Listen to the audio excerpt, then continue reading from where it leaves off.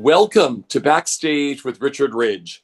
My guest, Gary Edwin Robinson, is the recipient of the 2025 Excellence in Theater Education Award, which is presented annually by Carnegie Mellon University and its Tony Award partners at the Broadway League and the American Theater Wing.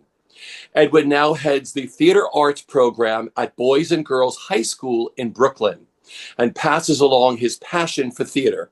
He makes sure that his students have the utmost opportunity to grow, to thrive, and to be seen. Please say hello to Tony Award winner for Excellence in Theater Education, Gary Edwin Robinson.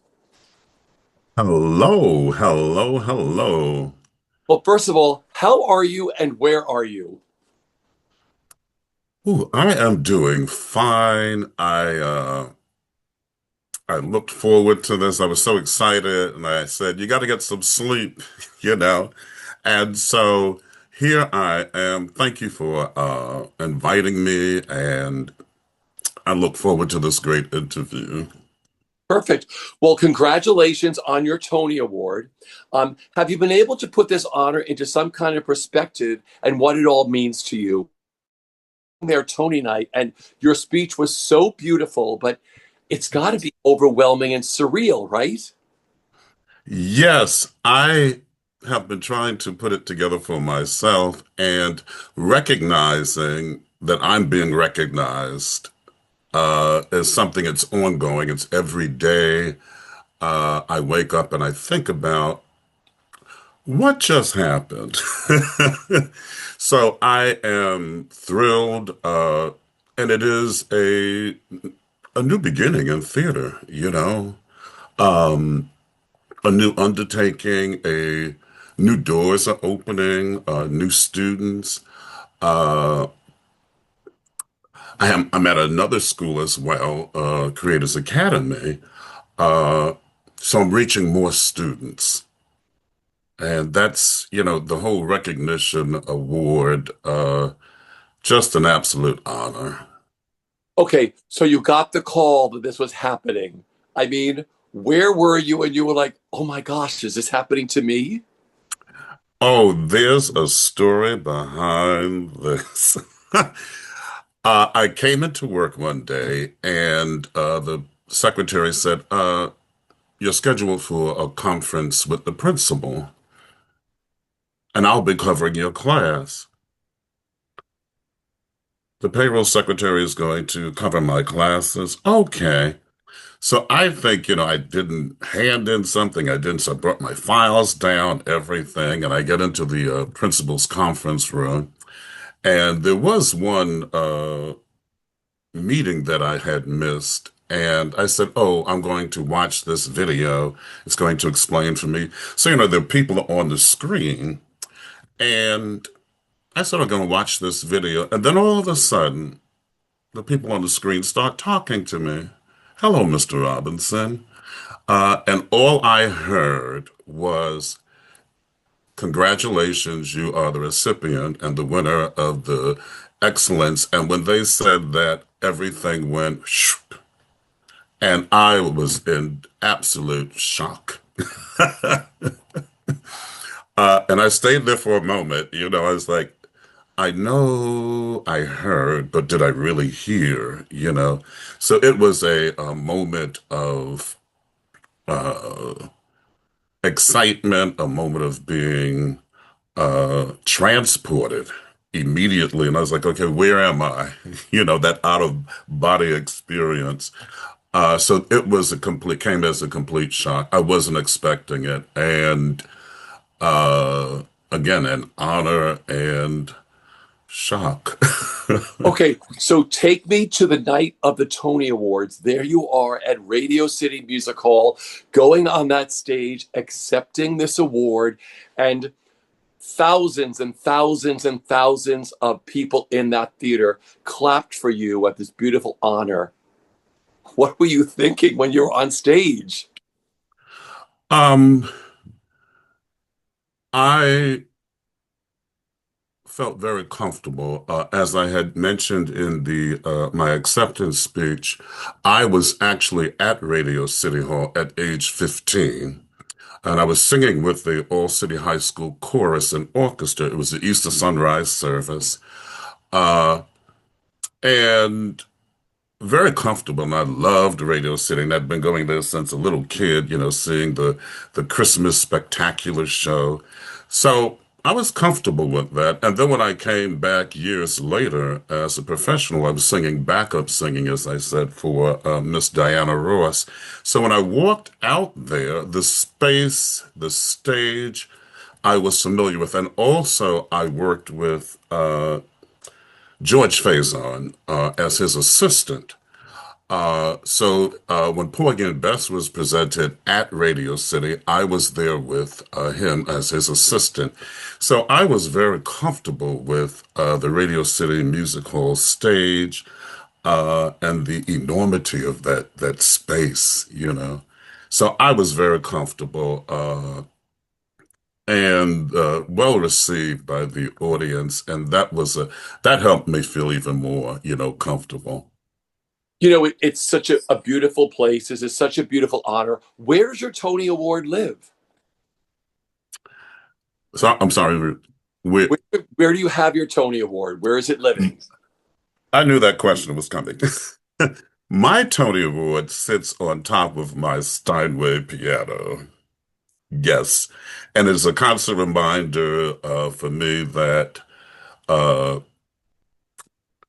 the work that I have done, the hours of practice, study, and while I'm going over music or whatever, I'm reminded, and I share that with my students, just stay with it, uh, your dreams do come true.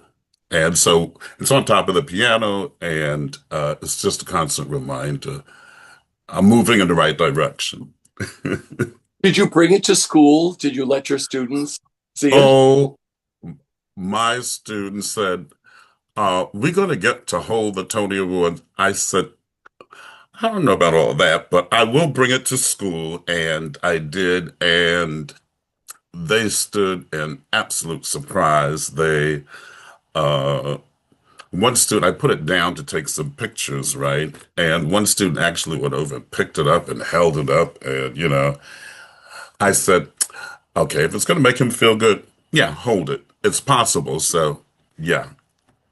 You know, Teachers are mentors. We all hope that we all had mentors growing up. There was always a teacher or someone who was very special for us. And I know you growing up, I'm going to mention a few mentors to you and tell me what they mean to you. The first one is Gloria Jackson. Oh, Gloria Jackson's dance studio in St. Albans, Queens. That's where I got my first awareness and acknowledgement of being in this on the stage. And Gloria Jackson I called it the MGM school because she was like this entertainment dance teacher, coach. Uh, and she presented her recitals at the end of the year at these great, the RKOs, Valencia Theater, all of those, they looked up just like Broadway theaters, those houses that were used in the movie days. And so it sat between 1,500 and 2,000 people. So when you're introduced to that at a young age and placed on this stage, it really takes hold of you, and it took hold of me. And I knew then that the theater was the place for me. The people were smiling and happy. Uh, the lights, the costumes, it all played into my development. So it started at Gloria Jackson's dancing school in Queens, St. Albans, Queens. Yes. Yeah. And then, of course, you were a part of the Dance Theater of Harlem Chorus with the incredible, legendary Arthur Mitchell, who I got to know through Cheetah Rivera, who was one of my dearest friends, and Yes. Arthur and her got their scholarships together. So, how did he mentor you, being Arthur Mitchell and that whole thing, that whole time? Oh, Mr. Mitchell. Uh, I auditioned for the chorus, uh, and I was accepted on the spot. Uh, and actually, when I entered the Dance Theater of Harlem, Angela Bofield was working on her first album, and she utilized the voices from the Dance Theater of Harlem on that album. So that's what I walked into, and there were other singers in there that went on to have these great careers. But Arthur Mitchell uh, took me under his wing. You know, he talked to me, and I always stayed after rehearsals to talk to him and the other choreographers. I got to meet George Balanchine. Oh my gosh. And so working in that professional arena and having Arthur Mitchell talk to you, coach you, guide you, and put the other instructors, watch him, keep watching him. And it is from that kind of mentoring and support that I continue to develop voice and the dance. So, because of the mentors with, what tools did you learn from them that you use with your students now with your theater programs? Ooh, I'll start with Arthur Mitchell and the discipline that I received from him and all the others, other instructors. Thurman Bailey, who was our immediate voice coach.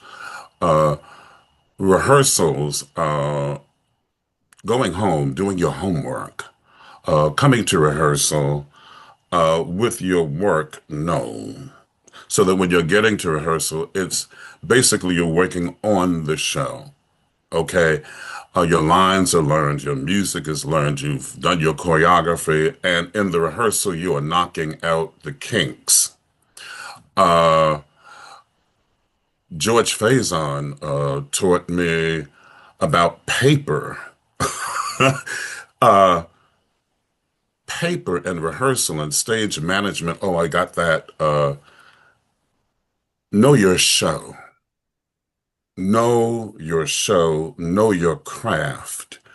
Uh, the mentors have all said the same thing. When you come in here, be on, be ready, uh, so that they can work on their end of, the theatrics and pull the works together.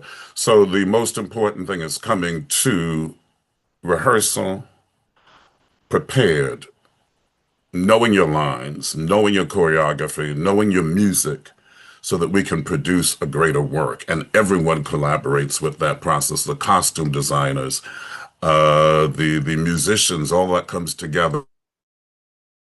Don't have your act together as the artist, as the independent artist. See, that's what I love about what you do, and why I think this is such an important award that was given to you, because you teach people about the business, how a real show is put on. Like, there's 4 weeks of rehearsal. That is it. You come in, you do your work, you're prepared. This is not just teaching people to do scenes, or teaching theater crafts. You teach your students about having a career and working in the business. Yes, and to add to that, the platform, I'm very career centered. I, when, as my students have stated, uh, you will know that you're a student of Mr. Robinson. Uh, their placement in the industry is actually what we're talking about. The platform is career focused. So when you're coming into my studio class, I am mentoring you for a career in the arts, in the performing arts. And it doesn't end with acting, it's directing, it's playwriting, uh, even what's the other one? Directors that go into their various areas. So that's my extension, making sure that the student is schooled and ready to handle internships, Okay, where you go out into the field, and again, you have to know your craft. And I recommend you based on the work that you've been doing in the studio class. I love that, what you do. Talk about the importance of arts education and what it means to your students and how it's changed some of them. Because they're the ones who nominated you. So talk about the importance of arts education. Mhm. It's a big question. It's an excellent question, and it goes back to what we just talked about. So many students, and they all come from different walks of life. Uh, but the one thing that has been stated to me by numerous students, you've saved my life. If it weren't for you, I wouldn't be where I am today. And when a student says that to you, I have been reduced to tears when they say that. When a student says, "You've saved my life," and I ask, "Well, what was that saving life thing about?" The guidance, the mentoring, just the way I was mentored and taken under those artists the wings. Uh, it is that what I'm giving back. You know, um, education transforms lives because once again, it's about the discipline. Number one, discipline. And I tell my students, stay focused. Stay focused. Stay on your course. Uh, and when you can tap into the student's talent area, and we narrow it down throughout the years, once you have secured that student and their security with who they are in the arts, it takes off. You have a career, you have a path, you have something to follow. And I, as an arts educator, I don't have to worry about where you're going in life because you're on that platform and you continue on that journey. Again, so many of my students are in heavy positions in the industry, whether it's theater, film, or television. They're holding it down, and they contribute that to you transformed my life. You saved it. You know, talk about CMU giving this award for the past few years or whatever, along with the Broadway League and the American Theater Wing, recognizing teachers and mentors. And you look at how many people come out of the high schools and go to these schools or just start a career because of someone like you.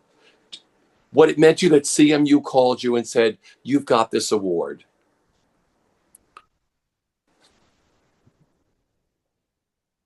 Again, I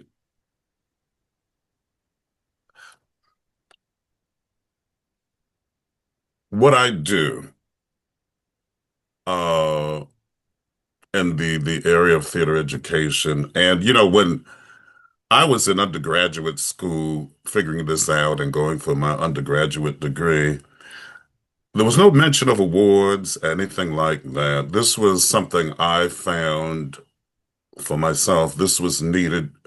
Uh, the theater education allowed me to do everything. So you had to act, you had to sing, you had to dance, you had to direct, you had to the playwriting. So it gave me that kind of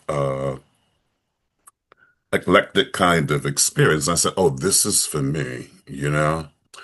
Um, but moving forward, when CMU informed me again, I'm going to get an award for something that I'm passionate and love to do. Okay, I'll accept this. Um, but again, it caught me off guard. And I get up every day and I go to do theater, and that is the focus. Yeah. Well, I want to tell people submissions are now being accepted for the 2026 Excellence in Theater Education Award. So please just click the link below to submit your teacher today. My final question for you is, you do this every day. You have two schools now, you said. What just brings you, like on a day-to-day basis, what brings you the biggest joy and satisfaction as being a teacher of what you do and what you give back? What does it mean to you on a day-to-day basis, Edwin?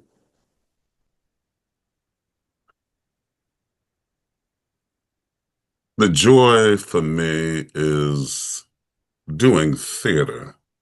I don't look at it as I'm going into a school. I go in to do theater with my students. I'm looking for the next actor, the next director, the next playwright. Again, that's my platform to find out uh, who's going to pick up the baton, who's going to carry this on. Where's my Arthur Mitchell? Where's my George Faison? Where's my Cheetah Rivera? Where's my Debbie Allen? And the list goes on. Where are those students? How do I tap into that? So what gets me up every day? You're going to do theater, okay? You're going in as that mentor. You're going in as that coach. Uh, you're going in as that voice coach. And I have all of that to pull on to pass that on to the students. Uh, and when it clicks and I can see it, I can tell within a couple of months, they, it's this, they sit straight up, they click in. I said, they got it. They zero in, they've been listening, and they're focused. They're beginning on that path of discipline. Uh, and they are thankful that they have found someone that believes in them, you know, and that they can trust, and we both can move forward, when we all can move forward. So when you have a series of students that have, bought into this, what a wonderful experience. And that is the theater. When all of us come together and we're clicking and moving together, and there's this energy that happens, you know. Uh, Even at my new school, I'm beginning to see it and still assessing and observing the students, but I see it happening slowly but surely. And that is the joy that gets me up, the theater artist, the young theater artist, and who's taking this up and moving with it, and who's going to uh, work the next theater, the productions. And that's what I need to see. What's the direction of the student? Well, now I can tell why you were given this CMU Excellence Teacher Award, because you are just wonderful. What an inspiration you are. It's been great to submissions are now being accepted for the 2026 Excellence in Theater Education Award. So please just click the link below to submit your wonderful teacher today. Edwin, thank you for dropping by for a chat with me. And thank you for all you do to nurture the next generation of theater artists and enthusiasts in our business. Thank you so much for having me, and see you at the Tonys. We'll see you at the Tonys, and we'll see you at the theater. Take care, everyone.